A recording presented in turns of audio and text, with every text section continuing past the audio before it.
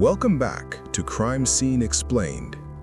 If you saw part 1, you know where we left Mallory, standing at her father's grave, a clock in her hands, and a letter that shattered everything she thought she knew. If you haven't watched part 1 yet, make sure you check it out first so you don't miss a single clue in this chilling mystery. And before we dive in, don't forget to hit subscribe, turn on that bell, and give this video a like.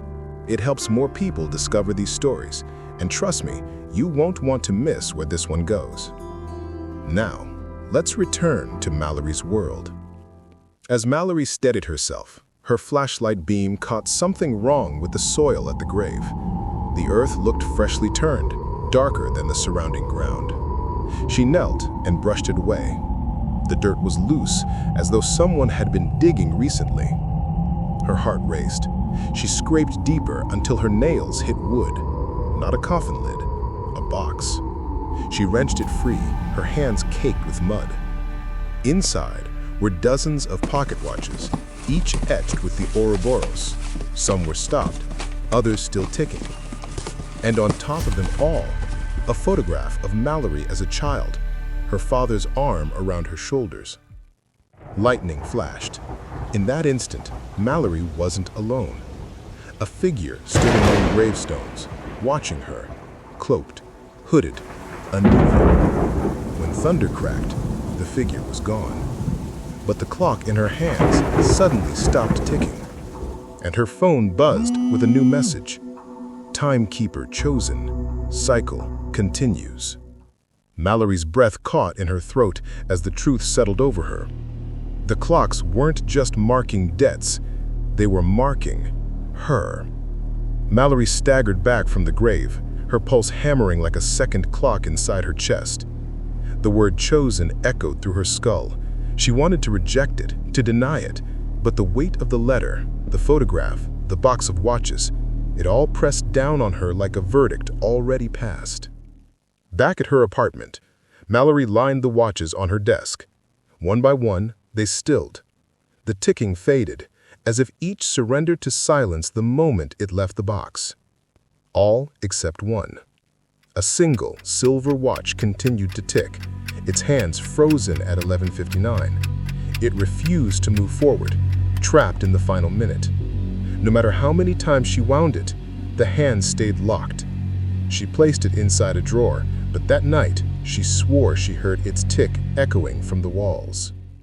The next morning, Mallory stormed into Pike's interrogation room and slammed the silver watch on the table. "What does it mean?" she demanded. His smile widened, as if he had been waiting. "Ah, your hourglass finally turned. 11:59. That's the last breath before midnight.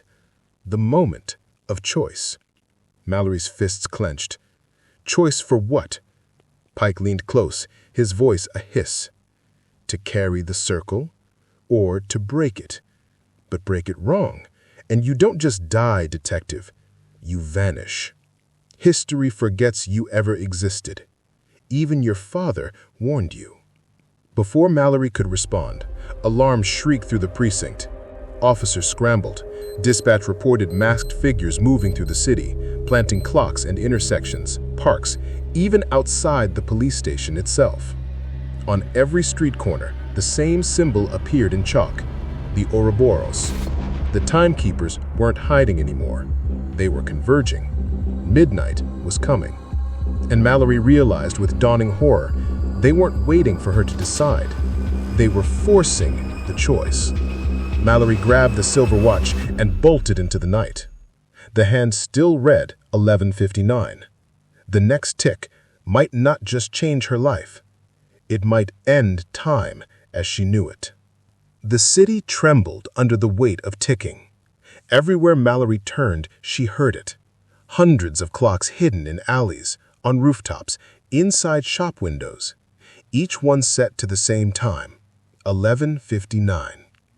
As she drove through the streets, sirens wailed, crowds panicked, and the night sky flickered with lightning.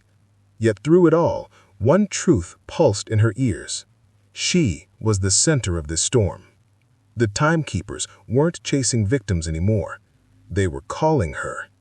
The trail led to St. Andromedas, a long-abandoned cathedral on the edge of town. Its stained-glass windows were cracked, the bell tower leaning, but tonight, every shadow burned with candlelight. She stepped inside, silver watch in hand. Dozens of hooded figures turned toward her, their faces hidden, their bodies swaying in rhythm. In the center of the nave stood a massive grandfather clock, taller than any she'd seen. Its pendulum swung in slow arcs, glowing faintly with unnatural light. The air reeked of burning wax and old wood. At the altar, one figure lowered his hood. Not Pike. Her father. Mallory's breath caught. His hair was grayer, his face more hollow, but those eyes, they were his. "You shouldn't have come," he said softly. "The circle was never meant for you." "You're dead," she whispered. "I buried you." Her father's lips curved into a sad smile. "Death is a word for those outside the circle. For us, there is only the hour." Here's a quick one. Do you believe her father truly returned, or is this an illusion created by the Timekeepers to break her resolve? Drop your thoughts in the comments, because Mallory herself doesn't know what to believe. The hooded figures began chanting, their voices weaving together like gears meshing. The grandfather clock's hands jerked forward, slamming toward 12. Her father reached out a trembling hand. "Take your place, Mallory.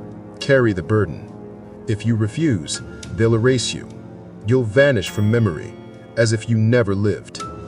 Mallory's grip tightened on the silver watch. It pulsed against her palm, warm, almost alive. Midnight was seconds away. The great bell above the cathedral groaned, preparing to strike 12. Mallory raised the silver watch high, her heart torn between two paths. Join the circle or destroy it forever. The second hand shivered, and then the world went black.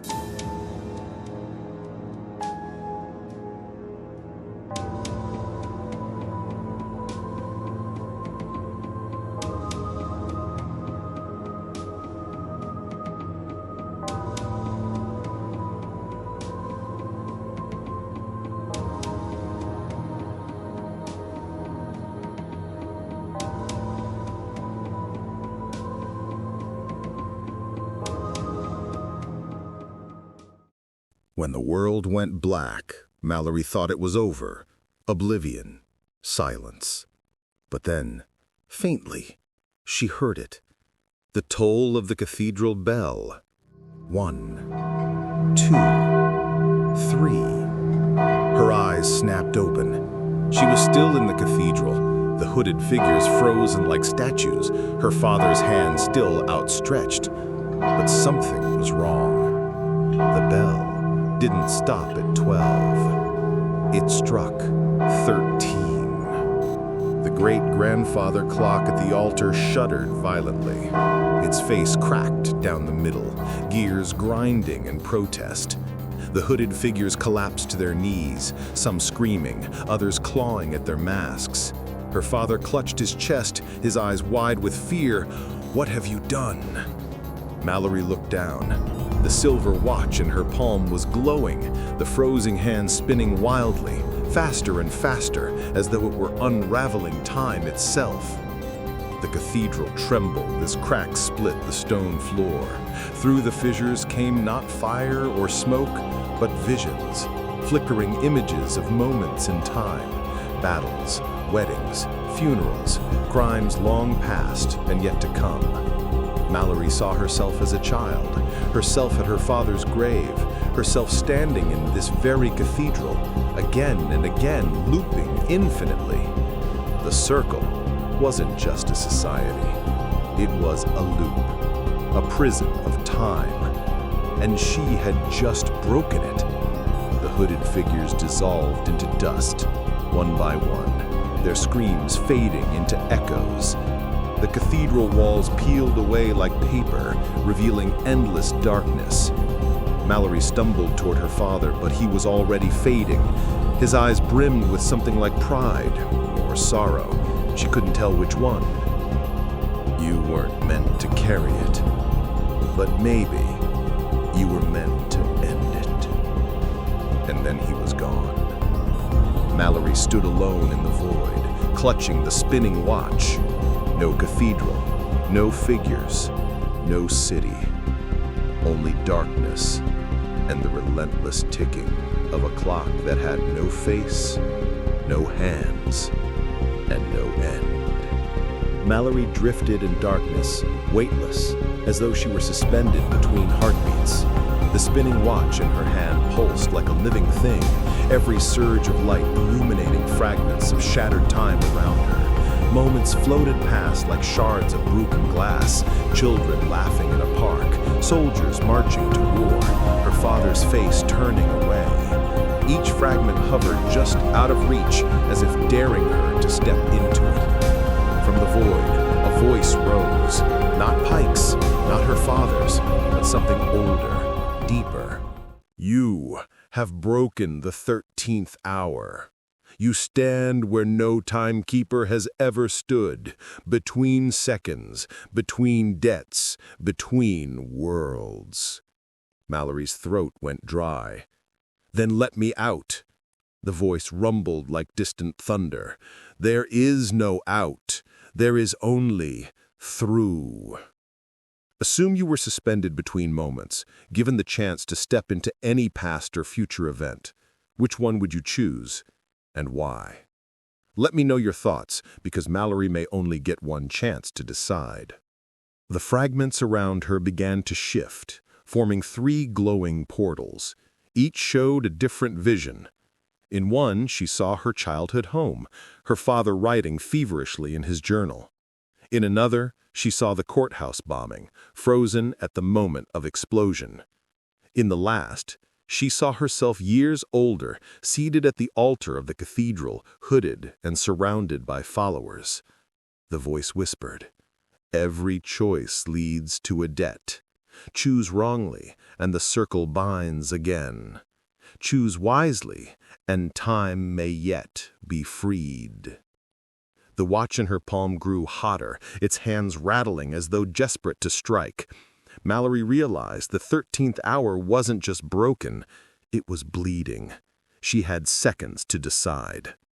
Mallory reached toward one of the glowing portals, but before her fingers touched the light, the void shook violently, and a familiar laugh echoed through the darkness. Pike's laugh. He was here, and he wasn't bound by the void.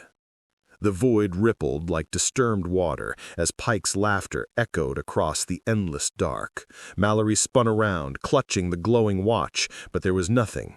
No body, no shadow, just the sound. Then slowly, he emerged, not walking, not stepping, but unraveling, as if the void itself was weaving his body together strand by strand. His grin was the first thing to take shape. "Welcome," Pike said, his voice smooth, too calm. "You've come farther than any of them ever did. I knew you would." Mallory's throat tightened. "You knew about this? About the 13th hour?" Pike tilted his head, almost amused. "Knew? I orchestrated it. Do you think your father stumbled into this on his own? No, detective. He was a placeholder, a custodian.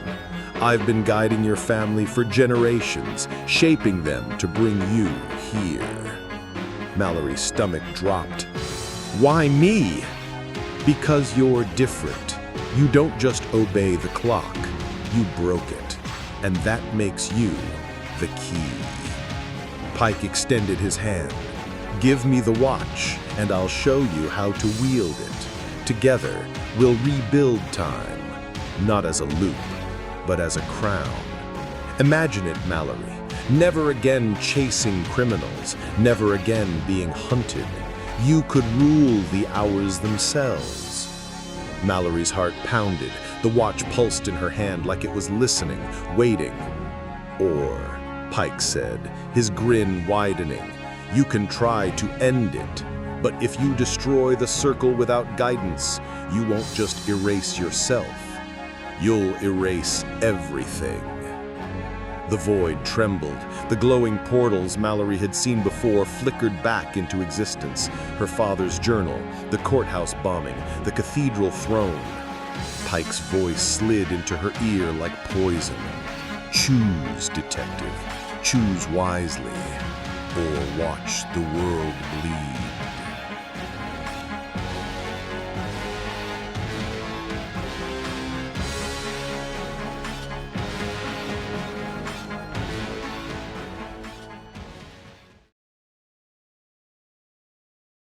Mallory tightened her grip on the watch until its edges dug into her palm.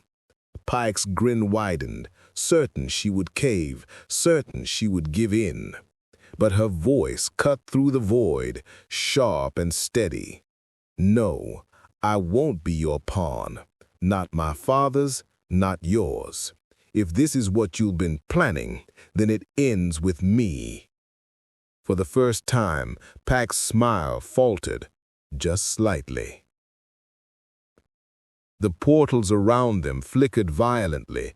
The courthouse froze mid-explosion. Her father's pen paused mid-scratch. The older version of Mallory, sitting on the cathedral throne, turned her head and looked directly at her. "You can't fight the circle," Pike hissed, his voice dropping its calm veneer. "You are the circle. Every decision you've made, every case you've solved, every step you've taken has been inside my design." Mallory shook her head. Then maybe it's time to redraw the design. She raised the silver watch high. Its hands spun faster, glowing so brightly they threatened to blind her. Pike lunged forward, his face contorting with fury. The void cracked like glass under a hammer. Fragments of time shattered outward, and Mallory felt herself pulled in every direction, toward the past, toward futures that didn't exist yet, toward endings that weren't written. Pike's scream cut through the chaos. "If you break it, detective, you'll have nothing left. No city, no history, no you." Mallory shouted back into the darkness, "Then I'll make something new." The watch's glass face exploded in her hand. A blinding flash consumed the void. And when the light cleared, Mallory was standing in the middle of a bustling street. Cars honked, people walked, neon signs glowed. But none of them recognized her. None of them even saw her. She wasn't erased. She was invisible. Mallory's body felt like smoke, her outline trembling in the vast nowhere of the void. She tried to breathe, but here, breath was just memory. All around her, fragments of the world floated in the darkness. Police reports she had written, scraps of Pike's sermons, her father's old pocket watch. Time itself had shattered into drifting shards. And then the sound. Tick, tick, tick. Not from one clock, but from hundreds. The air pulsed with it, and Mallory turned to see a procession of clocks forming out of the dark. Mantle clocks, pocket watches, grandfather clocks taller than her, all circling in silence, hands spinning wildly.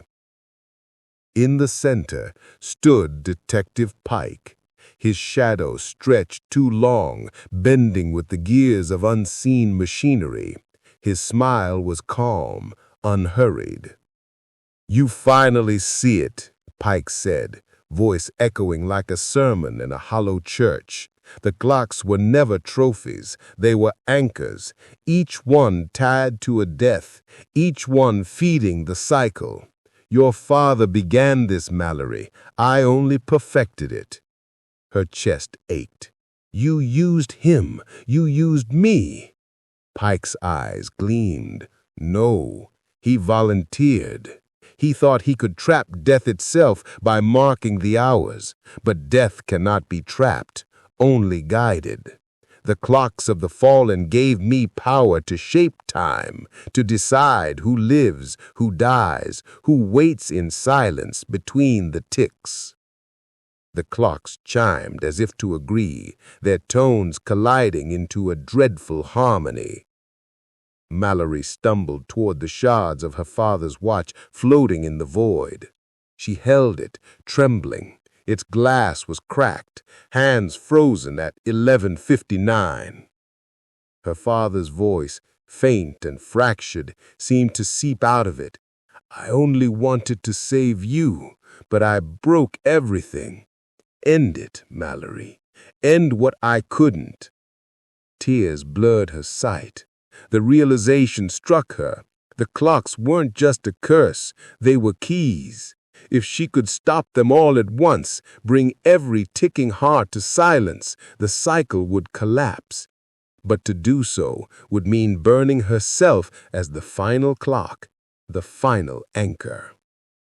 Pike stepped closer, his shadow merging with the spinning gears. "You don't have the strength. You're no keeper. You're just another broken hour." Mallory clenched the cracked watch in her palm until it cut her skin. Blood mixed with the fragments of time, and suddenly every clock in the void turned to face her as if waiting for her choice. She whispered, trembling but resolute, "No, I'm the last hour, and you're out of time." The void trembled violently, light flaring from the broken watch in her hand. The clocks begin to shatter, Pike lunges, and Mallory must decide if she sacrifices herself to stop the cycle or take his place as its keeper. The void quaked as every clock tilted toward Mallory. Their ticking rose into a storm, a tidal wave of time itself. Pike lunged, his hand outstretched, his voice breaking into a roar. "You can't hold them. You'll shatter like your father." Mallory's blood dripped on the cracked watch in her palm. The gears inside sparked with violent light, pulling the swarm of clocks into her orbit. They whirled around her, hundreds of hands striking midnight in unison.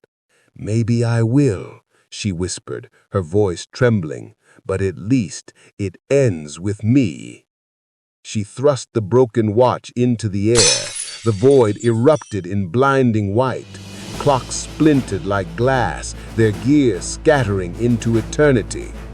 Pike screamed as his shadow tore apart, stretched into the endless ticking silence. His body dissolved, swallowed by the very hours he sought to control. And then, stillness. Mallory fell to her knees on a cold marble floor. She blinked against the dim light of a ruined cathedral, the same one Pike had claimed as his ritual ground. But something was wrong. The air was too quiet. She touched her chest. Her heartbeat was slow, faint like the echo of a dying clock. On the altar beside her lay one object, her father's watch. No longer cracked, no longer frozen. Its hands ticked gently, alive again. Mallory picked it up. She felt the weight settle into her bones, heavy, eternal. She understood. She had stopped Pike, but she hadn't destroyed the cycle. She had become it. From now on, she was the one tied to the clocks, the keeper of the last hour, watching, waiting, holding back the tide of chaos so no one else would pay the price. Her voice broke into the empty cathedral. "I'm free, but I'll never be free." The watch ticked on, steady, patient, like a promise. And in the corner of the cathedral, unnoticed, a single broken pocket watch clicked once, its hand twitching forward as if mocking her. The story ends here, for now, but the ticking hasn't stopped. Mallory, alive but bound to the clocks, while Pike is gone. Or is he? What would you do if you had to choose between breaking the cycle forever or becoming its keeper? Let me know in the comments. I read every single one of them.